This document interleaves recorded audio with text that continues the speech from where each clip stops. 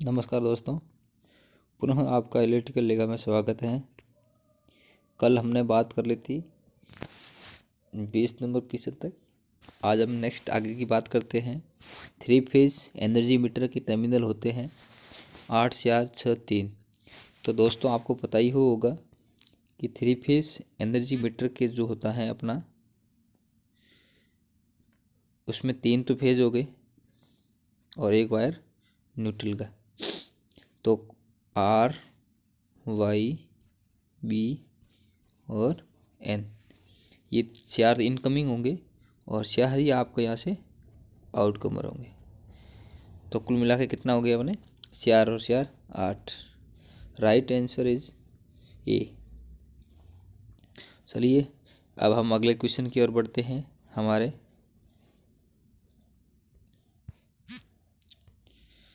यहाँ पर है, पोल और स्टे तार के बीच का कोण कितना होता है? 0 डिग्री से 30 डिग्री, 30 डिग्री से 45 डिग्री, 45 डिग्री से 60 डिग्री या 90 डिग्री। तो यहाँ पर मैंने आपको एक पोल दिखाया हुआ है, बताने की कोशिश की है कि ये हमारा एक पोल है, ठीक है। इसी पोल के यहाँ पर एक स्टे तार लगाया जाता है, जैसे कि यहाँ से इस साइड आपकी जो सिरोपुरी लाइन है तार जा रहा हो, तो ये खंबे का जो है खिसा होगा इस साइड, और उसको पकड़ गिरे नहीं, उसकी सेफ्टी के लिए हमने क्या कर रखा है, यहाँ पर एक स्टे तार लगा रखा है। और ये बीच में आपने जो है इंसुलेटर लगाया हुआ है, और ये किस टाइप का है, गुई टाइप का इंसुलेटर लगाया हुआ है, या इस स्टे इंसुलेटर भी इसको बोला जाता है, ठीक है। और इसी प्रकार से आपका देखा जो आपको दिख रहा है, इसी प्रकार स्टे तार लगाया है। तो ये कितने डिग्री पे होगा, अब आपको यहाँ से लगाकर इसका देखना है कि ये कितने डिग्री पे है। तो ये लगभग 30 से 45 डिग्री के बीच में कोण बना रहा है। तो इसमें राइट आंसर कौन सा होगा? बी। अभी हम अगले क्वेश्चन की ओर बढ़ते हैं। हमारा अगला क्वेश्चन है, जमीन के स्तर से एनर्जी मीटर की न्यूनतम ऊंचाई होनी चाहिए। जमीन से आप मीटर लगा रहे हो, एनर्जी मीटर लगा रहे हो, रीडिंग वाला जो मीटर लगा रहे हो, उसकी हाइट कितनी होनी चाहिए? ये मुख्य आपको याद रखने वाली बातें हैं। तो हमेशा याद रखें, एनर्जी मीटर की ऊंचाई भी 1.5 मीटर होनी चाहिए। राइट आंसर कौन सा होगा इसमें? 1.5 मीटर। चलिए अगले क्वेश्चन की ओर बढ़ते हैं हम। अगला क्वेश्चन हमारा आपके सामने है, आंतरिक वायरिंग में उपयोग किए जाने वाली गैर धातु वाले कंड्यूट आमतौर पर बने होते हैं। किसके बने होते हैं? लकड़ी के, रबड़ के, पीवीसी या कॉर्क के। तो आर्म मुख्य रूप से आपको पता ही है, या तो कंड्यूट वायरिंग होगी, कंड्यूट वायरिंग के अंदर जो आंतरिक वायरिंग के अंदर कुछ होते हैं गैर धातु वाले या मेटल धातु वाले हैं कंड्यूट, तो फिर वो तो आपको पता ही है आयरन के बने होते हैं। और बिना आपकी आयरन वाले हैं या नॉन मेटल के हैं तो वो होंगे पीवीसी के। Right answer is C. चलिए हम आगे की ओर बढ़ते हैं।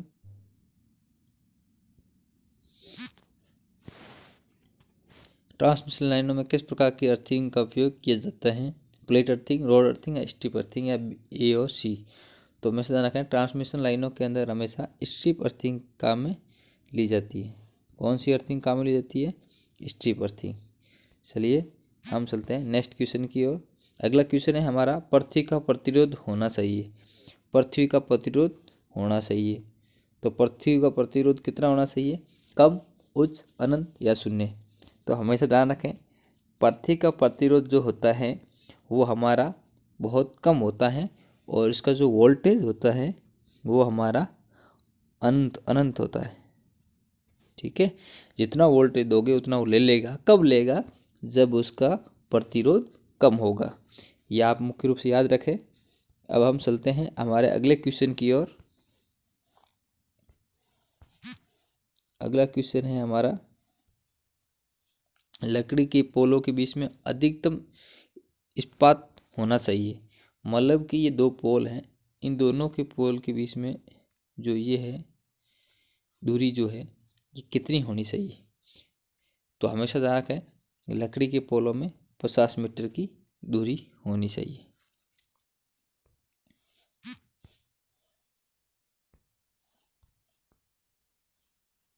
अगला क्वेश्चन है हमारा 11 केवी वर्किंग वोल्टेज को दो कंडक्टरों के बीच में आंतरिक तनाव होना चाहिए। वर्किंग वोल्टेज के दो कंडक्टरों के बीच में आंतरिक तनाव होना चाहिए 70 mm, 101 mm, 190 mm, 250 mm। तो इसका राइट आंसर होगा आपका 101 mm। इसका 11 वर्किंग वोल्टेज के दो कंडक्टरों के यानी कि दो तार जा रहे हैं, इन दोनों के बीच में आंतरिक तनाव कितना होना चाहिए, इसके बारे में ये बताना सारा है। तो 101 mm किसके लिए, 11 kV के लिए। चलिए दोस्तों अब हम चलते हैं अगले क्वेश्चन की ओर। अगला क्वेश्चन है हमारा ISI के अनुसार अधिकतम लोड जो एक उप परिपथ में लोड जोड़ा जा सकता है, यानी कि रूल के मुताबिक ISI रूल के अनुसार एक जो सब सर्किट है उसके लिए लोड कितना हो सकता है। तो हमेशा ध्यान रखना है यानी लाइटिंग पॉइंट के लिए उप परिपथ जितने भी होते हैं उनका लोड जो होता है वो 800 वाट होता है, और पावर सर्किट होगा उसके लिए 3000। ठीक है, तो इसका तो सही आंसर क्या होगा, 800 वाट। याद रखें इसको। चलिए अगले क्वेश्चन की ओर बढ़ते हैं। अगला क्वेश्चन है हमारा एक फ्यूज आमतौर पर एक है पावर सीमित करने वाला उपकरण, वोल्टेज सीमित करने वाला उपकरण, धारा सीमित करने वाला उपकरण, पावर फैक्टर सीमित करने वाला उपकरण। तो आपके सामने दिख रहा होगा फ्यूज क्या करता है, धारा को सीमित करता है, न कि वोल्टेज को या पावर को करता है। तो इसका सही आंसर क्या हो गया, सी, धारा को सीमित करने वाला उपकरण। चलिए नेक्स्ट क्वेश्चन की ओर बढ़ते हैं। अगला क्वेश्चन है हमारा इलेक्ट्रिक इंजन बनाए जाते हैं। इलेक्ट्रिक इंजन कहाँ बनाए जाते हैं, ये दुनिया का सबसे बड़ा लोकोमोटिव निर्माताओं में से एक है, और वो है आपका वेस्ट बंगाल चितरंजन। ठीक है, ये आंसर इसका सही है। वेस्ट बंगाल के अंदर इलेक्ट्रिक इंजन बनाए जाते हैं। ये दुनिया का सबसे बड़ा लोकोमोटिव निर्माताओं में से एक है, इसलिए इसको याद रखना बहुत ही ज़्यादा इम्पोर्टेंट है। अब हम आगे देखते हैं हमारा अगला क्वेश्चन। अगला क्वेश्चन है आपका 165 लीटर घरेलू रेफ्रिजरेटर की रेफ्रिजरेटिंग क्षमता लगभग होती है, कितनी होती है, 1 टन, 0.5 टन, 0.1 टन, 165 टन। तो हमेशा ध्यान रखें 165 लीटर की रेफ्रिजरेशन की क्षमता 0.1 से 0.15 तक की होती है, यानी इसका राइट आंसर हो गया आपका सी। अब चलते हैं अगले क्वेश्चन की ओर। अगला क्वेश्चन है हमारा एक 14 SWG इलेक्ट्रोड का अनुमानित व्यास होता है 2 mm, 1 mm, 1.5 mm या 0.5 mm। तो याद रखें हमेशा 14 SWG का जो होता है वो आपका होगा हमेशा 2 mm व्यास वाला। EMU की फुल फॉर्म होती है electronics multiple unit, electrical multiple unit, engineering multiple unit, या इनमें से कोई नहीं। तो EMU की फुल फॉर्म जो होती हैं वो होती हैं आपकी electrical multiple unit, B right answer इसका। चलिए दोस्तों अगले क्वेश्चन की ओर बढ़ते हैं। अगला क्वेश्चन है हमारा एस क्लास के इंसुलेशन की अधिकतम तापमान सीमा कितनी होती है। एस क्लास के इंसुलेशन की अधिकतम जो क्षमता होती है वो होती है 130 degree centigrade, 180 degree centigrade, 155 degree centigrade, 105 degree centigrade. देख के कमेंट बॉक्स में बताइए। तो इसका राइट आंसर होगा आपका 180 डिग्री एस क्लास वालों की होती हैं, क्योंकि मैं आपको बता दूं इसकी इंसुलेशन जो क्लास होती हैं वो होती हैं आपकी वाई, ए, ई, बी, एफ और आपकी एच सी, ठीक है। और इसके अंदर आपको याद रखने के लिए हमेशा याद रखें, वाई की होती है 90, ए की होती है 105 डिग्री सेंटीग्रेड, ठीक है। और उसके बाद में हमारा नंबर आता है ई का, तो ई में होती है 120, 130, 155, तो एफ तक आ गई 155 और फिर आ गई 180, और इसकी सी की भी 180 डिग्री से प्लस होती है। इतना याद रखें। तो ये मुख्य रूप से ध्यान रखें कि इस प्रकार से है वाई ए ई बी एफ ऐसी। इसका शॉर्टकट याद रखने के लिए एक मेरा बनाया हुआ है, वो है you are electrical boy for Harichandra, या एस सी, जो भी आप याद रखो, हाई कोर्ट, जो भी याद रखना चाहो शॉर्टकट में याद रख सकते हो।